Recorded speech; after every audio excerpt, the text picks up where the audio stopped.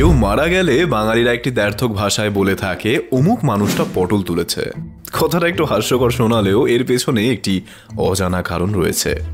তোমরাও নিশ্চয়ই অনেকেই শুনেছো এই পটল তোলার বিষয়টাকে। এখন প্রশ্নটা হলো, এই কথাটা ব্যবহার করা কেন হয়? একটা সবজির সাথে মৃত্যুর সম্পর্ক কোথায়? আমি বলছি, বাঙালি জাতি কবিতা, কাব্য ও রসবোধে সবার থেকে এগিয়ে।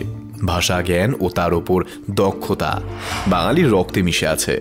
প্রেমিকার চুলকে রাতের আকাশ বানিয়ে দিতে পারা বাঙালি সুন্দরী নারীর গালকেও আপেলের সাথে তুলনা করতে ছাড়ে না। কিন্তু এখানে পটল তোলার বিষয়টি একটু আলাদা। পটল মূলত একটি সবজির নাম হলেও মানুষের চোখের অপর নাম হলো অক্ষি পটল। একদমই না, এর মানে কিন্তু চোখ পটলের মতো দেখতে নয়। এটার অর্থ চোখের মণির গোলাকার বৃত্ত।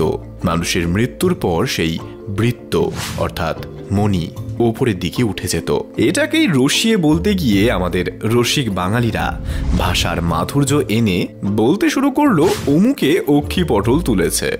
ব্যাস, ট্রেন্ড ছড়িয়ে পড়লো আগুনের মতো অমুকে পটল তুলেছে বলে। এবারে এটা কি আদেও যুক্তিযুক্ত নাকি অনুচিত?